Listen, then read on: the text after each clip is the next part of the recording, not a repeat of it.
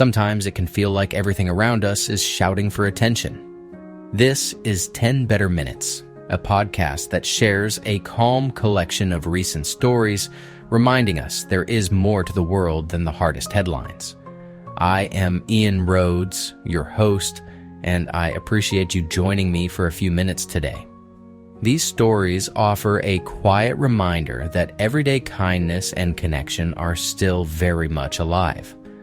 We will begin with a story about a kindness influencer who helped a veteran facing difficulties with his pension, sparking a nationwide effort to support veterans everywhere.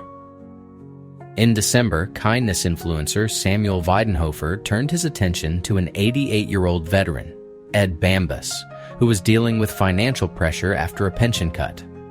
Bambus had retired from General Motors in 1999, then returned to work around a decade later at Meyer after his wife passed away, just as the pension situation tightened. What started as a spotlight became something much bigger when Weidenhofer helped set up a GoFundMe campaign for Bambus to finally retire. In just days, more than 66,000 people donated over $1.9 million. And you can almost feel the shift in that number because it is not just support for one person. It is proof that community can move fast when someone is seen. Then, on May 1st, Weidenhofer and Bambus launched a larger effort called For Your Service with a simple goal: support 50 veterans in 50 states. The campaign brought in over $1 million from about 28,000 donors so far, and it is aiming for $10 million in total giving. Most touching of all, Bambus did not only receive help, he is paying it forward, contributing $1,000 to each veteran fundraiser himself. It is one of those stories that reminds you that hope is not abstract. Sometimes it looks like a stranger pressing a share button, and then a veteran stepping in to lift others right back up. I have a question that keeps coming back to me when I hear about environmental work far away from big cities. What happens when help arrives not as a headline, but as real hands in the ground? In 2024, a social media initiative called Plant a Tree in Miqin, launched by Zhongjin, using short video platforms to reach people beyond Gansu Corridor. The County Public Welfare Center then added a volunteer registration portal on its website, turning attention into action. Miqin County, on the front line against desertification, opened its farming areas and water protection efforts to city volunteers. And between February and May, 30,000 people stepped forward, working toward a targeted effort to plant 1 million trees, along with shrubs designed to help guard farms and water sources. Then the story found an extra kind of momentum. Miqin became a setting for the reality farming show, Become a Farmer, selecting 10 urban youth to cultivate 450 acres over 190 days. Watching young participants learn, adapt, and stay committed gave the campaign a human rhythm, not just a goal. What stays with me is how practical optimism can spread. A viral call for help became a calendar of planting, and in a place that asks for long-term care, volunteers did more than participate. They helped build a shared sense of frontier camaraderie, one sapling at a time. Some places change slowly enough that you almost miss the transformation, until one day you notice the creek is doing what it is meant to do. In Oakland, neighbors helped start Friends of Saucil Creek about 30 years ago, when Michael Thilgen and others decided that a 3-mile urban creek deserved steady care. Over time, the work stayed practical and unglamorous.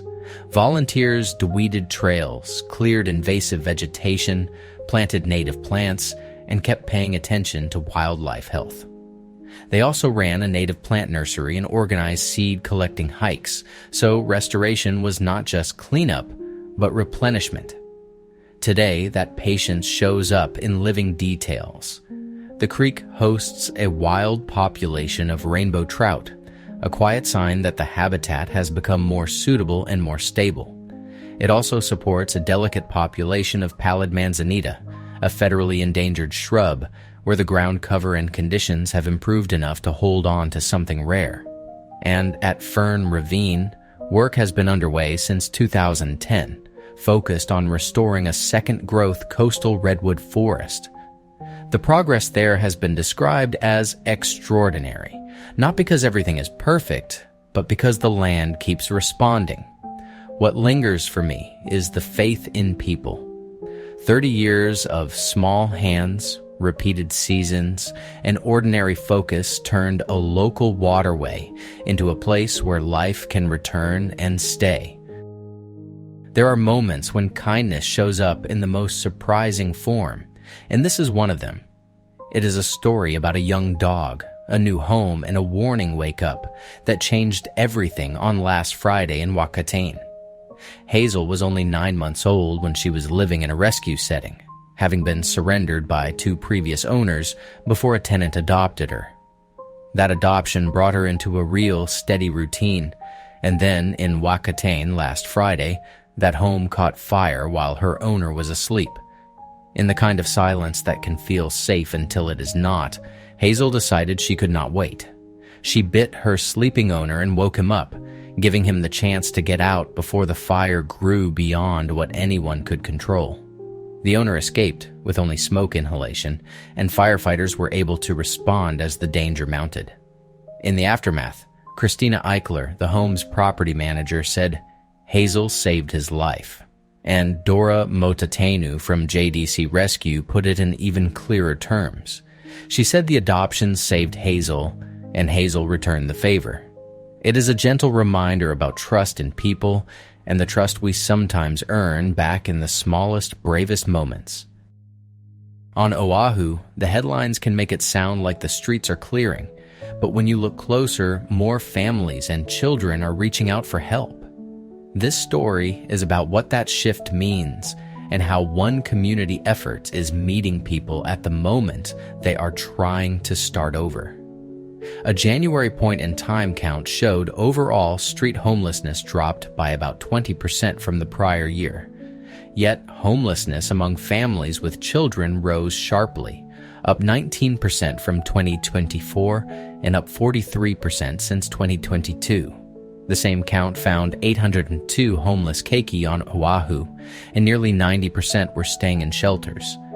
Family Promise of Hawaii is seeing the same pattern on the ground. Their leadership says they receive between 200 and 300 first-time callers each month, people who are asking for guidance because housing costs and domestic instability have pushed them past the edge. That is where stability becomes hard to reach. Eric Pukala Schultz, who is now 18, has cycled in and out of shelters since he was 15. More recently, he entered a transitioning home in Kahamana Farms called Rise, a step that helped him and his life regain a foothold. And for some families, the next chapter includes work and ownership. Keiki and Kahala Sanal, now together running Kamaina Cleaning Solutions, are proof that shelter can be more than a stop. With consistent support, it can be the beginning of something steady, something built by people who refuse to give up. As always, I have a thoughtful tip for you to support your mental reset and help you feel more steady in your everyday life. Let us talk about a simple skill that can change your inner atmosphere fast.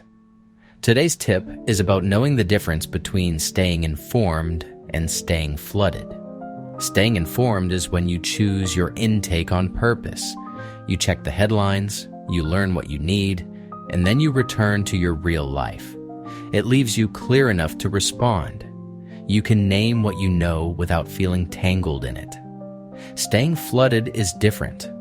Flooded looks like endless scrolling, rerunning the same alarming clips, and feeling your body tighten as if you cannot step away. You are still absorbing information, but you are no longer digesting it. It starts to swallow your attention, your sleep, and your sense of safety. Here is a gentle way to tell. After you read or watch, ask yourself, do I feel grounded or dragged? If you feel grounded, keep it. If you feel dragged, pause. Close the tab, take one slow breath, and do something physical and kind for your nervous system, like a short walk or making tea. Information can be useful. You get to decide when it becomes too much. Well, friends, we have reached the end of this episode, and I am really glad you spent a little time with me today. If today felt heavy in any way, I hope these stories left you with something steadier to hold on to.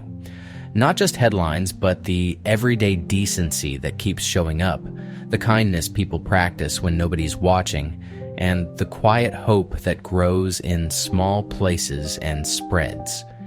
If you have a good news story link or a local positive moment you think others might have missed, please drop it in the comments, and I will share it with the 10 Better Minutes community.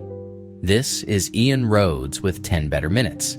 Take care, and I will see you tomorrow.